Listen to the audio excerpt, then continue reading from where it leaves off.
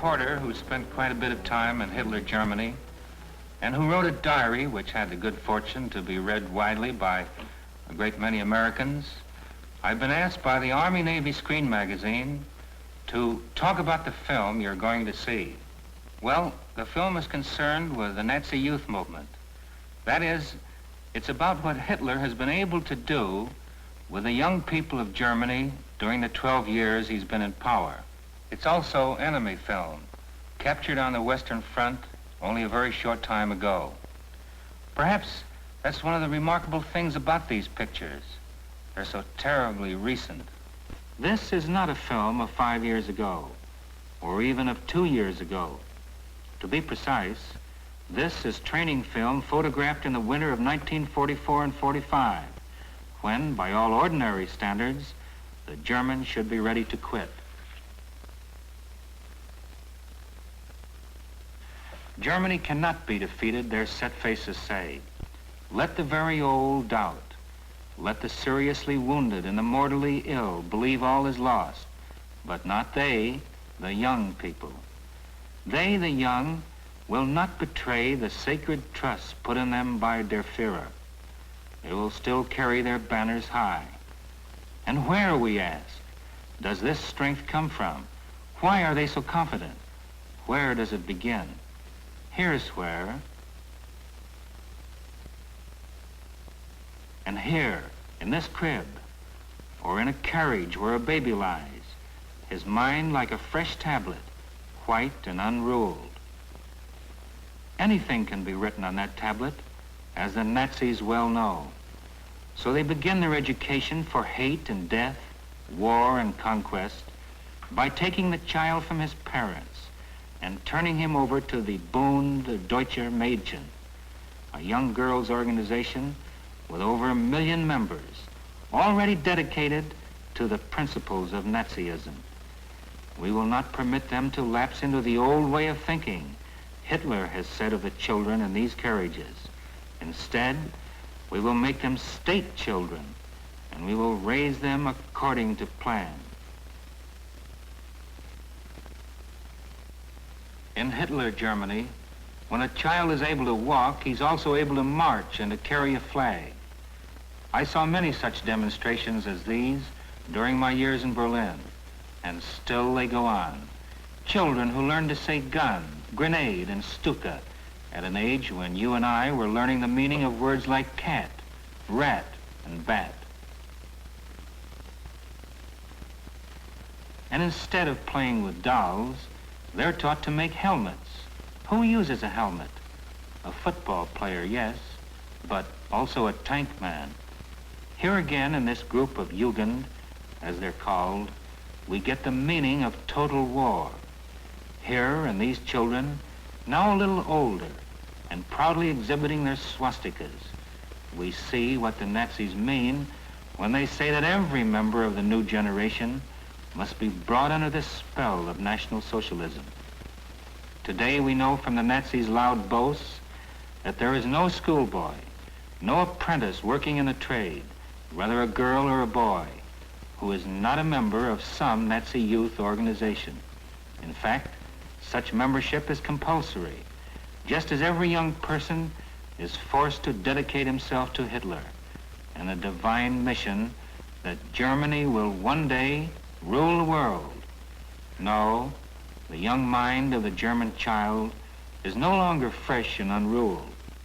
Hitler and the Nazis have marked it indelibly, black and deep with ideas we know belong to the Dark Ages: racial superiority, religious intolerance, and no respect for the rights of any people other than German.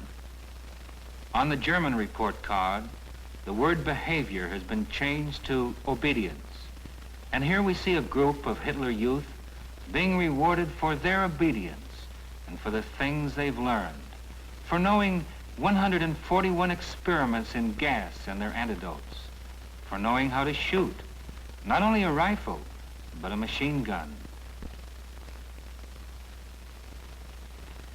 At the same time, they're taken on strength through joy tours and shown German monuments. Much time is spent on Frederick the Great, For he too once had the combined strength of Europe against him. But his enemies failed to remain united, and Frederick the Great emerged triumphant. And these German children are made to believe that the same thing will again happen in this war, that the English and the Americans hate each other, and that they have a common enemy in Russia. Every nation knows that its future resides in its youth, but no nation has known it better than Germany under Hitler, and none has worked harder to impress its young people with the ideas of sacrifice. And that's why, after 5 years of war, after Germany's cities have been bombed mercilessly and 6 million of her soldiers lie dead, the youth of Germany still wish to serve Hitler and eagerly accept jobs aboard submarines as helpers. Nothing would excite and please these young Nazis more than to venture into hostile waters on such a ship and sink important Allied shipping. This is General Guderian, a German hero to whom Hitler has given great power.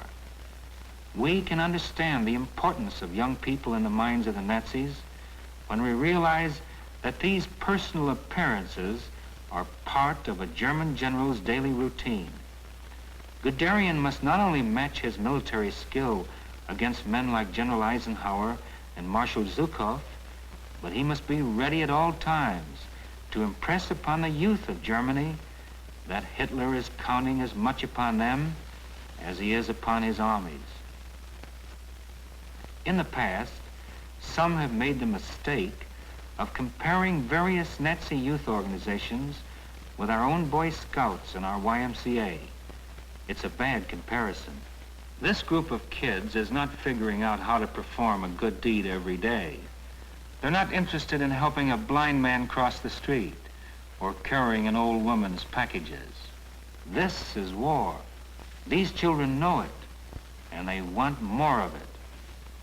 Now we can begin to see why the German boy is so confident and why, when he learns the war is now being fought on sacred German soil, he is eager to volunteer for a labor battalion, eager to march off to dig the necessary tank traps and defense ditches.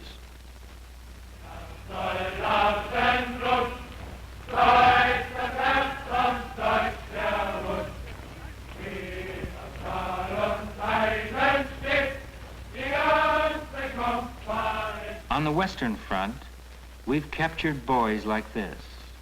Because they are boys, we have not believed they were dangerous or a threat to our military operations. Only gradually, and at a cost to American lives, have we learned that they are fanatical Nazis, ready to spy and sabotage.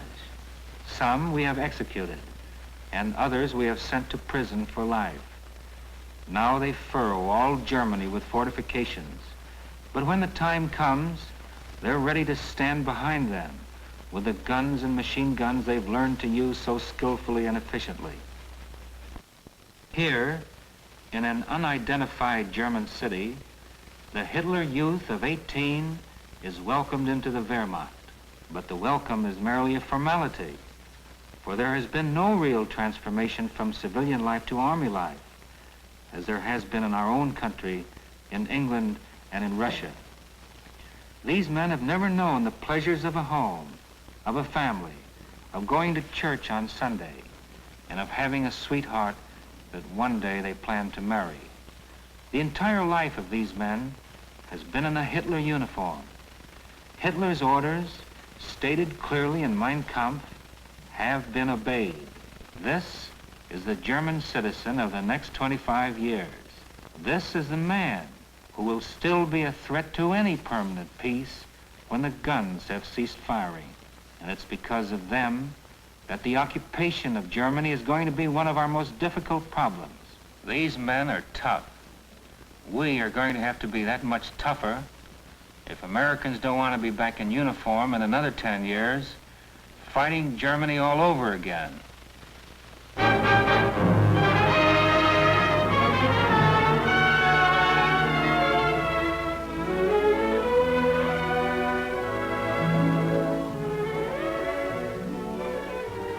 The Army-Navy Screen magazine has been getting so many requests lately from Navy men that this time we've asked Specialist Third Class Sullivan to take over.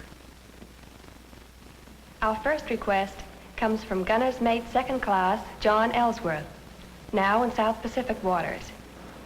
He'd like to see some pictures of the one-man torpedo that the German Navy's been using. As the drawing indicates, the weapon is two standard 21-inch German torpedoes secured together.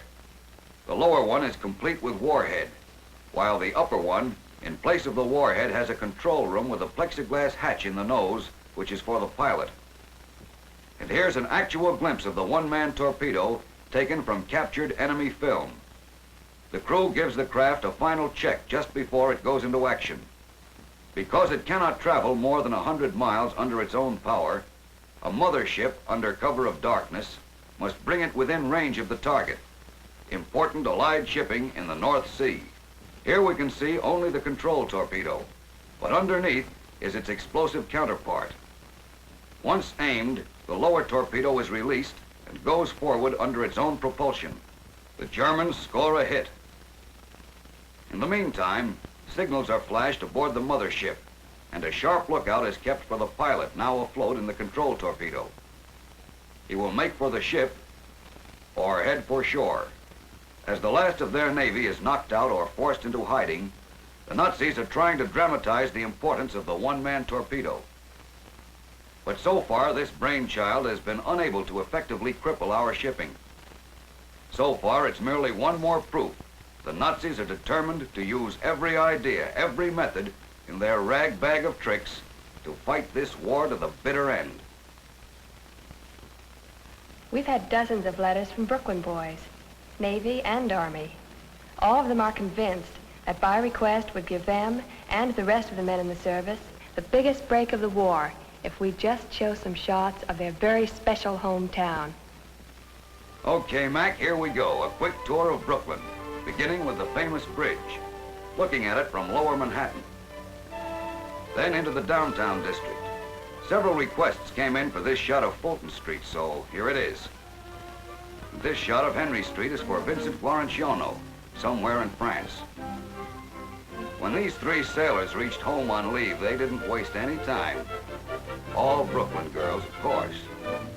All right, boys, now we'll have the kiss. Thank you. To most men in service, Brooklyn is merely a convenient word on which to hang a gag. But not to Brooklynites born and bred there. To them, it's a good place to visit and a fine place to live. They think of it not only as a city divorced from the rest of New York, but as a mood, a spirit. With places like Prospect Park, where there's snow on the ground long after it's melted everywhere else. These particular pictures of Lookout Mountain were taken for James Mannix, Bill Walsh, and Sam Beanland, all seamen aboard the USS Adonis.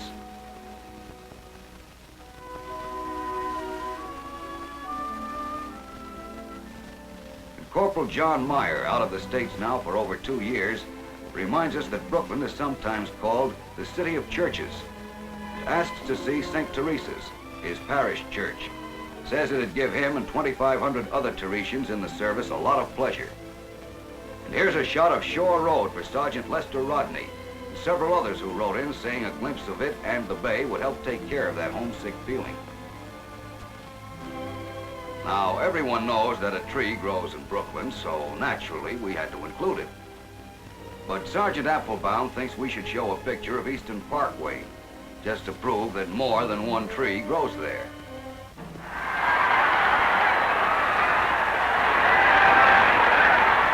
No pictures of Brooklyn would be complete without a glimpse of the stadium at Ebbets Field and them lovely bums in action.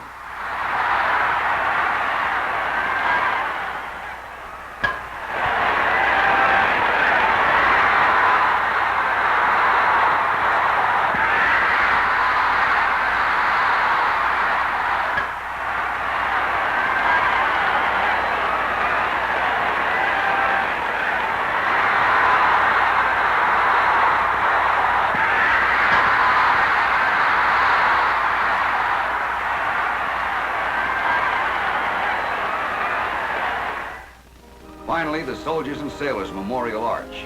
directed in honor of some other Brooklyn boys who went off to fight an important war in 1861. Sanford Smith, a seaman first class in the United States Coast Guard, writes that he's seen magazine pictures of Lena Romay, but has never heard her sing. How's chances, he asks, of seeing her on the screen? The chances are very good, Seaman First Class Smith. Here she is.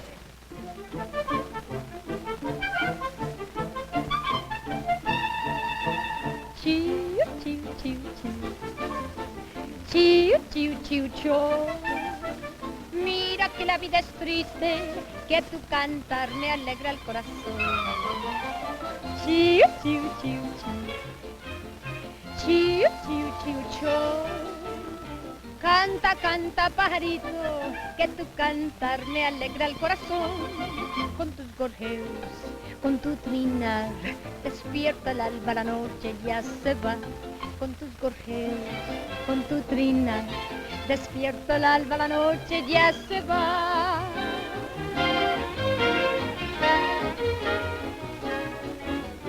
Chee, chee, chee, chee. My heart singing just for two. Choo, choo, choo, choo. This is the song I sang last night to you. Choo, choo, choo, choo. Means my heart is on the wing. Choo, choo, choo, choo, choo. And when you're near, I hear an angel sing. My love is soaring, I'm flying high. You're so adoring, my heart is in the sky. The bird that's singing will soon be through. Then I'll be winging my song of love to you.